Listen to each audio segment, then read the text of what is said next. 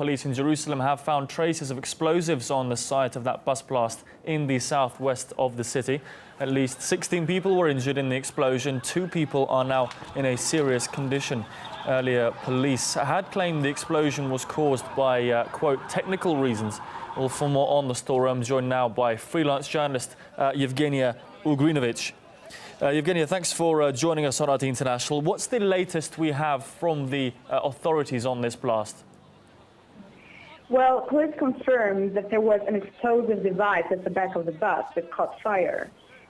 People who were administered to the local hospitals in Jerusalem were reportedly suffering of wounds typical of an explosive. But so far, no organization took responsibility for the attack. Earlier, an agribus departed from the southern part of the city and arrived at Moshe Baram Street when apparently an explosion was heard and the bus caught fire.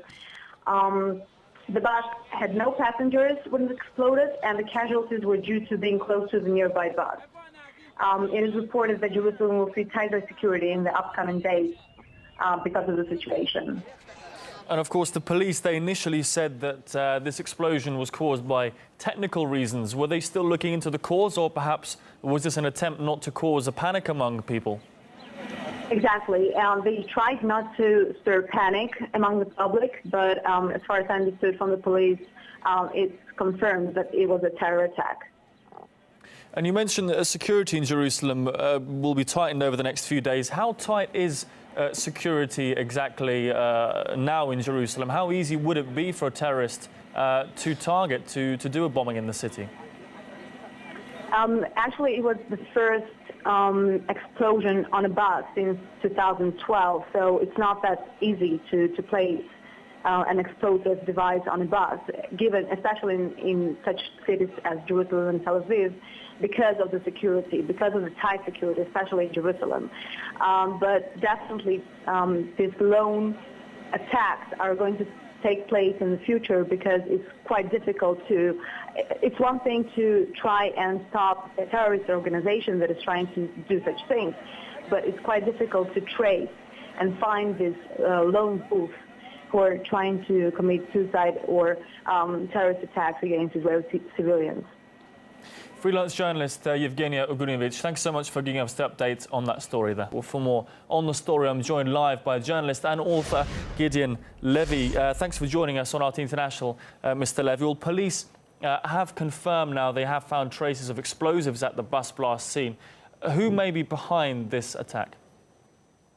The obvious is that it is a Palestinian organization, but it might also very be an individual, because it was not a very professional bomb, as we understand now. And it might be a continuance of this individual uprising, the individual intifada, third intifada, so to call, which was all based on individuals who took their destiny and took knives and scissors. So maybe this time someone more sophisticated took an explosive and bombed himself. But it's really too early to judge. And attacks on Israeli buses in particular, they've been rare in recent years, haven't they? Could we now see more of such attacks? This is the first one since 2012, I believe.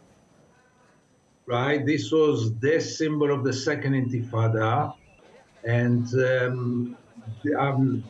it did not bring much of a success to the Palestinians, obviously also not for the Israelis. It was very bloody, very cruel, and led to nowhere.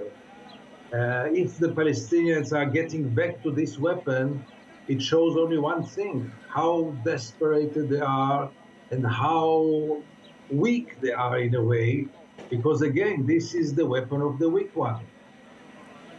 And violence between Israelis and Palestinians has abated recently, hasn't it? The Benjamin Netanyahu, who said there's a significant decline in stabbing attacks. Are we in, as you warn there, perhaps for another vicious cycle of violence? Is this a symbol of things to come?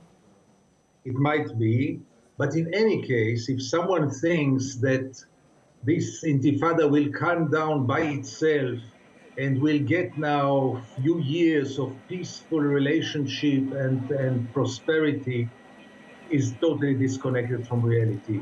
As long as this brutal occupation continues, the resistance will continue. This was the case in all all former cases in history, and this will be the case here. It will just change pace. Once it will be more violent, then it will be a more peaceful period, and again violence, but nothing was solved. Thanks so much, journalist and author Gideon Levy. Thanks for joining us today on RT International.